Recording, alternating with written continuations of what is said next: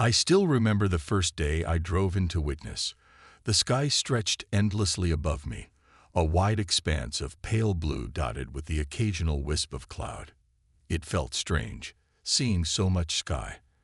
I had spent my whole life in Manhattan, where the buildings crowded in on you, their shadows stretching across the streets like the fingers of some giant. Here, in this small town in southeastern Iowa, the air seemed lighter, the streets quieter, and the people, well, they smiled at you as you passed. It was the perfect place for a fresh start, or so I told myself. The town itself felt like a place frozen in time. No towering buildings, no rushing cabs, just a few small shops, an old diner, and a handful of houses that all seemed to have been built around the same time. Everything felt still, almost too quiet. I pulled up in front of the school, a squat brick building with large windows that seemed to reflect the endless sky. This would be my new home, my new life. Away from the city, away from him. When I first met Principal Reed, he was just as quiet as the town. A thin man, constantly adjusting his glasses, his voice barely above a whisper as he welcomed me to the school. "We're glad to have you here, Miss Abbott," he said, glancing at the clock on the wall as if he were already late for something. Witness Elementary is small, but the children are good. Mostly. I didn't think much of it at the time. Mostly good. That was just children being children, I figured. He handed me the keys to my classroom and left with a brief, nervous smile. My classroom was exactly what I expected from a rural school in the early 1970s. Old wooden desks, the kind with the inkwell holes still carved into the tops, and a chalkboard that looked like it had seen better days. There were no computers or fancy equipment, just books, pencils, and the ticking of the clock on the wall. It felt simple, almost comforting. I was ready to start fresh, to focus on teaching, and forget the life I had left behind in Manhattan.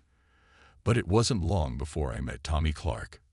He came into my classroom that first Monday morning, and something about him felt off from the start. He was tall for a fourth grader, with sandy blonde hair that fell into his eyes. There was a stillness to him, a way he held himself apart from the other children. He didn't smile. He didn't say much. When I asked him to introduce himself to the class, he simply looked up at the ceiling, his gaze drifting toward the window. "Tommy Clark," he muttered, his voice barely audible. At recess, while the other children ran and laughed, Tommy stood off to the side, his eyes fixed on the sky. I watched him for a while, thinking maybe he was just shy, but there was something unsettling about the way he stared, as if he were waiting for something. I approached him, trying to make small talk. "Beautiful day, isn't it, Tommy?" I said, glancing up at the sky. He didn't look at me. "It's there," he whispered. His voice was soft, but I heard it. "What's there?" I asked, but he didn't answer. He just kept staring.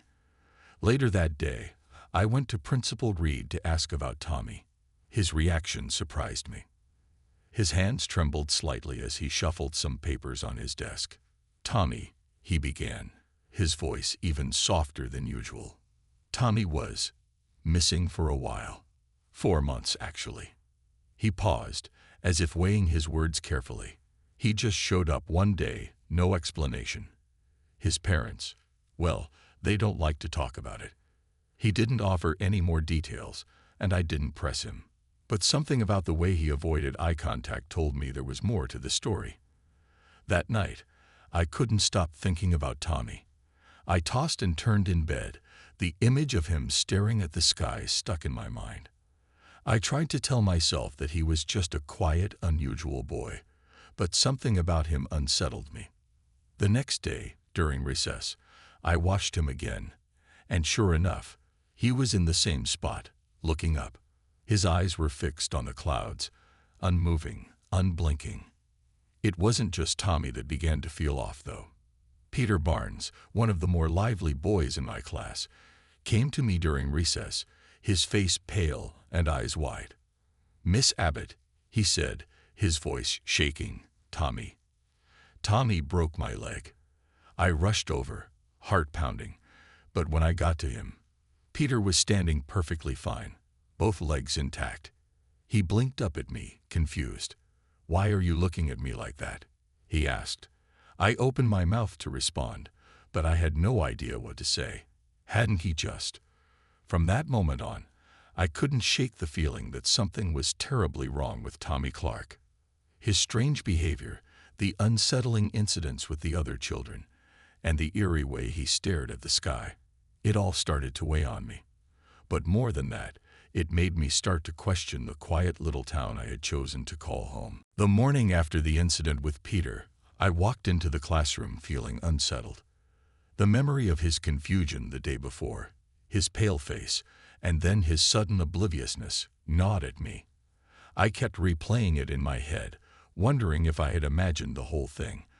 But as I stood in front of the class, watching the students shuffle in, my eyes were drawn again to Tommy Clark.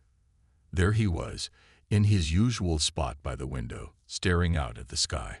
His face was blank, almost serene, and I couldn't help but wonder what went on in his mind. Was he aware of the effect he had on the other children? It didn't take long for more strange things to happen. During lunch, I noticed Amy Waters sitting by herself, unusually quiet. Normally, Amy was chatty and full of energy, always giggling with her friends. But today, she seemed distant, her eyes glazed over as she picked at her sandwich. I asked if she was feeling all right, and she just shrugged, not meeting my eyes. "I don't remember what happened," she said softly, before getting up and walking away, leaving her lunch half-eaten. When I glanced over at Tommy, he was still at his table, alone, his gaze fixed on something far beyond the cafeteria walls. I started keeping a diary after that. Each night, I would sit at my kitchen table, pen in hand, and write down every odd thing I noticed. Tommy staring at the sky, Peter's forgotten injury, Amy's sudden withdrawal. Every detail, no matter how small, went into that little book.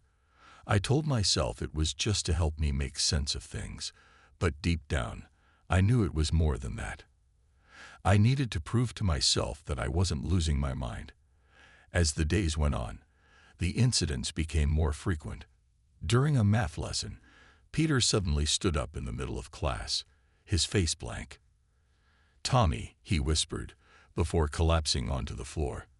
I rushed over, my heart pounding, and by the time I reached him, Peter was sitting up, rubbing his eyes, completely unaware of what had just happened. "What's going on?" he asked, as if nothing unusual had occurred. The other children watched, wide-eyed, but no one said a word. It was as though they, too, were unsure of what they had just seen. It wasn't long before I realized I had to confront Tommy's parents. The Clark family lived on the outskirts of town, in a small rundown house that looked as weary as they did. When I knocked on the door, it was Mr. Clark who answered. He looked older than I remembered, his eyes bloodshot, and his frame thinner than the last time I'd seen him. "Miss Abbott," he said quietly, his voice shaky, "I don't think it's a good idea for you to be here." His words sent a chill down my spine, but I couldn't walk away without answers. "I'm concerned about Tommy," I said, trying to keep my voice steady. "There have been incidents at school, and I think something's wrong." Mr. Clark didn't respond. Instead, he glanced nervously over his shoulder before stepping aside and motioning for me to come in. Inside, the house was dimly lit, the curtains drawn, and the air thick with the smell of something stale. Mrs. Clark sat at the kitchen table, her hands shaking as she scratched at her wrist, so hard I could see red welts forming beneath her nails. "We tried to warn you," Mrs. Clark muttered, her eyes darting between me and her husband. "But no one listens." She scratched harder, her voice rising in pitch. "It's the sky," she whispered, her voice trembling. "It's always watching, always waiting." My heart raced as I listened, unsure of what to say. What did they mean? What did this have to do with Tommy? "Please," Mr. Clark interrupted, his voice filled with desperation. "Just leave it alone. He's different now. We don't know what happened, But he's not the same boy who disappeared. His words echoed in my head as I left their house, the weight of what they had said pressing down on me. What did they mean, not the same boy? I could barely wrap my mind around it. Back at school, things continued to spiral. The other children started avoiding Tommy altogether. They seemed to sense what I had been feeling, that something wasn't right. Even the normally easygoing Mr. Campbell, the third-grade teacher, began acting strangely. He stopped joining us in the teacher's lounge, and whenever I mentioned Tommy, he quickly changed the subject, his face tightening with discomfort. It was as if no one wanted to acknowledge what was happening. As the winter festival approached, the tension in the town grew palpable. The festival was the biggest event of the year, a time when the entire community came together to celebrate the season. But this year, there was an undercurrent of unease that no one wanted to talk about. The parents still smiled and chatted as they prepared for the festival, but there was a nervous energy in the air. I couldn't help but feel that everyone was waiting for something, though no one could say what. In the days leading up to the festival, I kept an even closer watch on Tommy. He grew quieter, if that was even possible, and his fixation on the sky only deepened. Whenever I looked at him, his gaze was always upwards, his face expressionless. It was as if the sky held some secret that only he could see, some terrible truth that none of us could comprehend. I tried to reach out to him, to talk to him, but every time I got close, he would retreat further into himself, leaving me with nothing but silence. And then, on the eve of the festival, I found Amy Waters standing by the window in the classroom, staring up at the darkening sky, her face as blank as Tommy's. "What's out there?" I asked her softly, my voice trembling. She didn't answer. She just kept staring, her lips slightly parted as if she were about to speak, but no words came. The sky outside seemed to press in on us, heavy and oppressive. And I knew then that whatever was coming, it wasn't just in my head. Something was happening in Witness, something far beyond my understanding. And Tommy Clark was at the center of it. The night of the winter festival was colder than I had expected. A biting wind swept through the town, but that didn't stop the families of Witness from gathering in the town square. I could hear the cheerful sound of children's laughter as they ran from booth to booth, their faces bright with excitement. But beneath that festive surface, I felt a dark undercurrent, a tension that had been building for weeks. It was as though the entire town was holding its breath, waiting for something to happen, even if no one dared to acknowledge it. I arrived at the festival early, trying to shake the sense of dread that had been hanging over me since my last conversation with Tommy's parents. The sky was a dark, oppressive gray, thick clouds blotting out the stars. Even the moon seemed to have disappeared behind the heavy blanket of clouds, casting the town in a dim, eerie light. I kept my eyes on Tommy as he wandered through the crowd, his head tilted back, staring up at the sky as usual. It was as if nothing on the ground held any interest for him. I couldn't shake the feeling that something terrible was about to happen. Every time I saw Tommy, that strange feeling of unease settled deeper into my bones. He moved through the crowd silently, his face expressionless, ignoring the other children as they played. I watched as Peter and Amy ran past him, laughing and shouting, but Tommy didn't even glance in their direction. His gaze remained fixed on the sky, as if he were waiting for something to come down and meet him. As the festival reached its peak, with the bonfire blazing and the smell of hot cider filling the air, I found myself drifting toward the edge of the crowd. I wasn't sure what I was looking for, but something was pulling me away from the noise and the lights. And then I saw it. Tommy, standing near the base of the hill that overlooked the square. His arms were stretched out to his sides, and his head was tilted back further than I had ever seen before, his eyes wide open as he stared into the swirling clouds above. A strange, electric hum filled the air, almost like a low-pitched vibration that I could feel deep in my chest. Before I could even process what was happening, two children, Peter and Amy, began to lift off the ground. It was slow at first, almost imperceptible, as if the wind itself had caught hold of them and was gently pulling them up. But soon they were rising faster, their bodies twisting in the air like rag dolls, their faces slack with confusion and terror. The crowd started to scream, but the sounds felt distant to me, muffled by the roaring wind that seemed to surge from nowhere.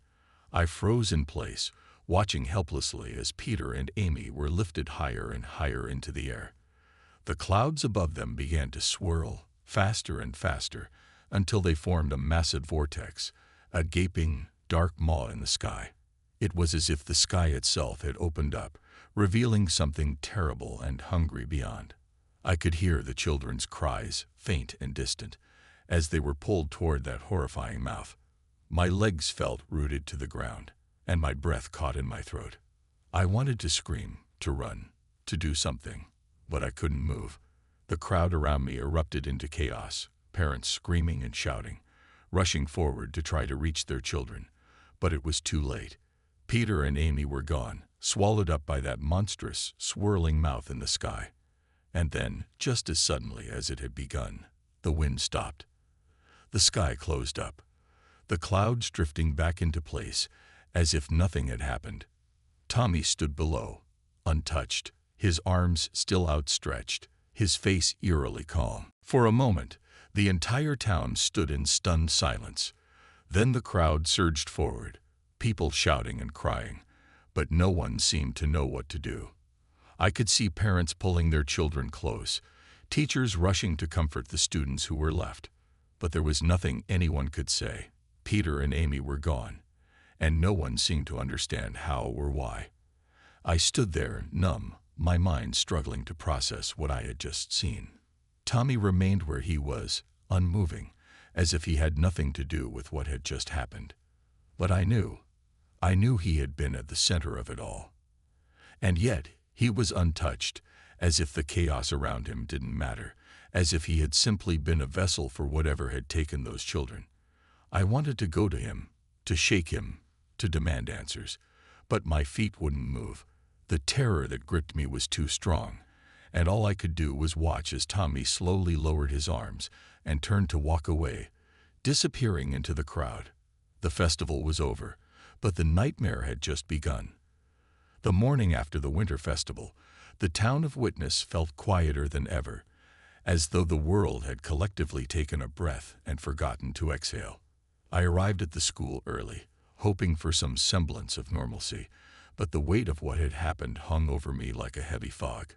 The children trickled in one by one, their faces blank, their movements slow, as if they were sleepwalking through their morning routine. But the strangest thing was the absence of any mention of Peter and Amy.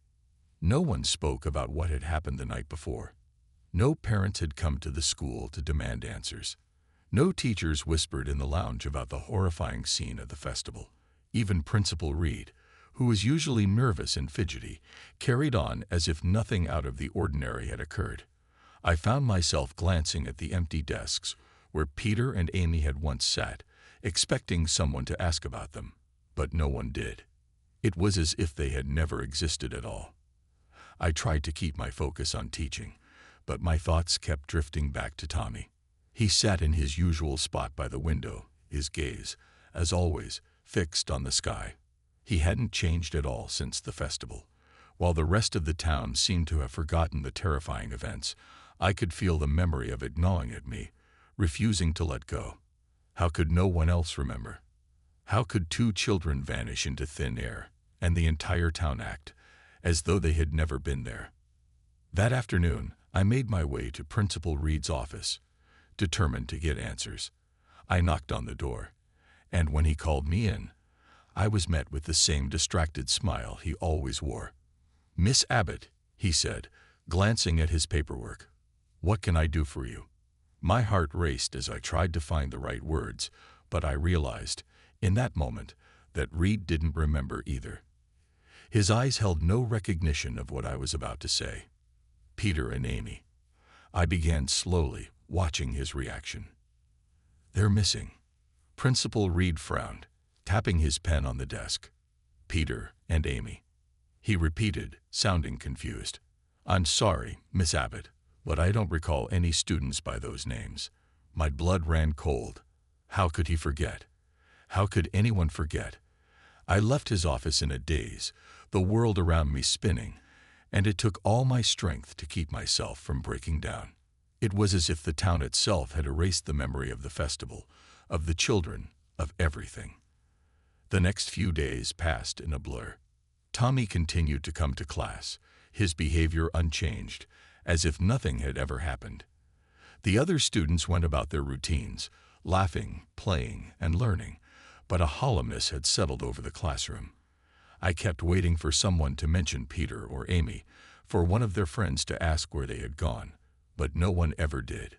It was as though they had been wiped clean from the town's collective memory, leaving me as the only one who still knew the truth. The Clark family left town soon after the festival. I heard about it through a passing comment from Mr. Campbell, who mentioned seeing their house packed up and a for sale sign planted in the yard. It wasn't surprising. After everything that had happened with Tommy, I had expected them to disappear eventually, just like Peter and Amy. But even their departure was quiet, unnoticed by the rest of the town, as if it was just another piece of the strange puzzle that Witness had become. As the days turned into weeks, I found myself relying more and more on my diary. It was the only proof I had that any of it had happened. Every night, I would sit at my kitchen table and write, pouring out my thoughts, trying to make sense of the things I had seen. But the more I wrote, the more distant the memories became. I found myself questioning my own sanity, wondering if maybe I had imagined the whole thing. Was it possible that I was losing my mind? Had the Winter Festival been nothing more than a nightmare? One evening, as I flipped through the pages of my diary, I noticed something that sent a chill down my spine. My handwriting had changed. The early entries, from when I had first arrived in Witness, were clear, precise. But as I turned the pages, the writing became more erratic, shaky, as if the words themselves were slipping away from me. The memories felt hazy, distant, as though they were fading, just like the town seemed to want them to. I tried to reach out to others, parents, teachers, even the townspeople I had grown somewhat familiar with. But every time I brought up the events of the festival or mentioned Peter and Amy, I was met with blank stares and confused smiles. It was as though the very fabric of reality in Witness had been altered, reshaped to erase the past. The town had moved on, but I couldn't. I was trapped in the memory of what I had seen, unable to let it go. It wasn't long before I realized I couldn't stay in Witness any longer. The town was suffocating me, slowly erasing my own memories, just as it had erased the children. I packed up my things quietly, leaving my little house behind with a sense of relief and sadness. I didn't tell anyone I was leaving. There was no point. They wouldn't have understood. As I drove out of town, the familiar quiet streets fading in my rearview mirror, I couldn't help but glance at the sky one last time. The sky was clear, an endless stretch of blue that seemed so normal, so peaceful. But I knew better. I knew what lurked beyond those clouds, waiting, watching. The memory of Peter and Amy, of that terrible mouth in the sky, would never leave me. And even though I was leaving Witness behind, I knew the town would never truly let me go. Its secrets, its silence, would follow me wherever I went, haunting me for the rest of my life. As I drove away, the weight of it all pressed down on me. I had come to Witness to escape my past, to start over. But now I realized that some things can never be escaped. Some things stay with you, no matter how far you run. Witness was one of those things, and so were the children lost to the sky.